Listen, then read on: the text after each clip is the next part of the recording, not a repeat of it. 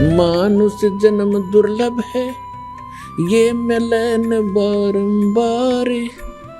तरवर से पत्ता टूट गिरे, वो मोर न लगता डार।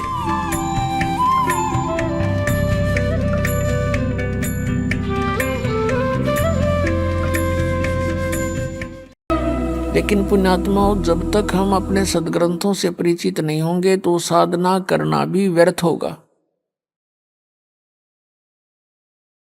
मनुष्य जीवन का मुख्य उद्देश्य है परमात्मा का पाना, और यदि परमात्मा प्राप्ति नहीं हुई तो फिर वैसे ही अपना जीवन नष्ट करना होता है। सतगुरु संगत छोड़ के चाहे लाख वर्ष जप की नहीं, इंद्री क्रम न मोक्ष होवे फिर काल के अधीन। सतगुरु की संगत छोड़ के, गुरु से विमुख होकर के,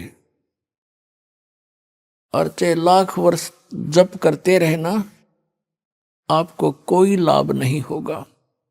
इंद्री कर्म न मोक्ष होवे और फिर काल के अधीन। पुण्यात्माओं, आत्मा जब से भगवान से बिछुड़ी है, कुछ दिनों के बाद ही इसको एहसास हो गया कि हमसे कुछ खो गया है, और आज तक भी वो ऐसा ही अधूरापन महसूस कर रही है।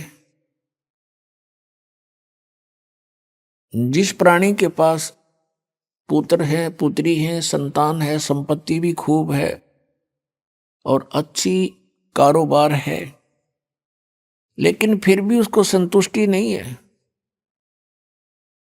आत्मा फिर भी कुछ ना कुछ तलाश में है, परमात्मा की तलाश में है। वो अलग बात है कि उसको तरीका कौन सा प्राप्त हुआ है, कौन से धर्म में वो जन्मा है, तो फिर भी वो उसकी खोज कर ही रही है। अब जैसे निर्धन तो खोज करता है, मान लीजिए परमात्मा की धनी होने के लिए, निसंतान ढूंढ रहा है भगवान को, न सोच लेंगे संतान के लिए। लेकिन जिसके पास सर्व संपन्नता है, संतान भी है, संपत्ति भी है, सर्व यहाँ का काल का सारा सुख है, और फिर भी वो भगवान की तलाश में है, तो इसका मतलब ये सर्व जो कुछ भी हमें प्राप्त है, जिसको हम यहाँ चाह करते हैं, ये पर्याप्त नहीं है। इसके अतिरिक्त भी कोई कार्य है जो आवश्यक है। अब हमने उस आवश्यक कार्य को करना होगा। हम पहले अपना जो अनावश्यक कार्य है, केवल रोजगार के लिए, पेट के लिए, इसमें ज्यादा समय डिवोट कर रहे थे। अब हमने ये ज्ञान हो गया कि मनुष्य जीवन का मूल उद्देश्य परमात्मा प्राप्ति है, तो अब हम अत्यधिक समय अपने भगवान के पाने के लिए लगाएंगे। अब वही समय होगा, वही आपका कारोबार होगा, वही क्रिया होंगी।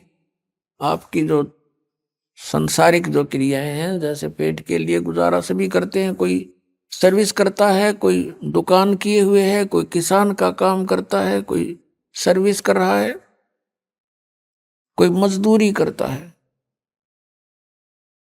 काम आपका यही रहेगा, लेकिन इसमें भगवान का समय अधिक लगाना पड़ेगा। हमने कैसे लगाना पड़ेगा? कई कहते हैं समय नहीं मिलता। समय आपके पास बहुत है, उस समय को हम समझ नहीं सके और उसका दुरुपयोग करते रहे।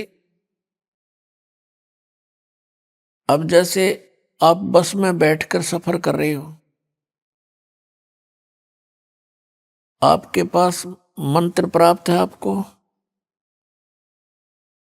बैठ के बस में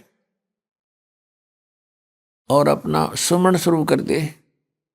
इधर उधर झांकिया में देखा नहीं, किसी साथी ते बात घनी करे नहीं, और अपना मंत्र करता रहे, तो वो 2 घंटे आपका समय सदुपयोग हो गया।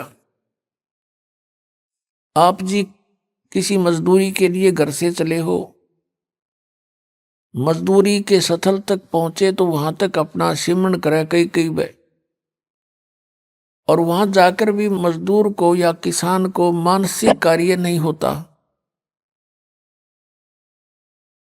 उसमें भी वो अपना भक्ति सिमरण कर सकता है।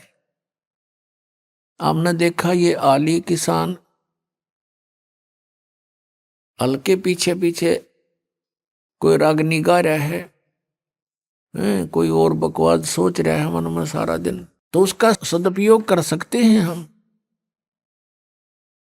और भक्ति भी कर सकते हैं। क्योंकि किसी भी सदग्रंथ को उठाकर आप देखिएगा या किसी भी महापुरुष का अनुभव आप पढ़िएगा, उन्होंने वही कार्य किया है जो संसार के आम व्यक्ति कार्य करते हैं और उन्हीं में परमात्मा को पाया है। उसी काम में सिमरण भी किया है, हठ योग नहीं किया किसी ने। जैसे कहते हैं 2.5 घंटे सुबह और 2.5 घंटे शाम अनिवार्य है ध्यान लगाना, मेडिटेशन करना, ये व्यर्थ की बातें हैं। पहली बात तो इनका ज्ञान गलत, ये ध्यान लगाओगे कहाँ, झूठा ज्ञान और ध्यान का लावे, ये वाद विदा चतुराई वाद विवाद है इनका, ये चतुराई दिखा रहे हैं। और बात रही हठ योग की, किसी भी संत महापुरुष ने हठ योग नहीं किया और किसी भी सदग्रंथ में प्रमाण नहीं कि तू कति एक जगह बैठ के भक्ति कर ले। श्रीमद् भगवद गीता अध्याय नंबर 3 के श्लोक नंबर 4, 5, 6 में स्पष्ट किया है कि अर्जुन यदि तू काम छोड़ के हठ योग करने लग गया, अगर तू कर्म सन्यासी हो गया, कर्म सन्यासी का अर्थ है काम छोड़ के और एक जगह बैठ जा, चाहे जंगल में बैठा चाहे कोई गुफा बना ले या घर पे बैठ के वो व्यर्थ प्रयत्न कर रहा है, तो फिर तेरा निर्वाह कैसे चलेगा।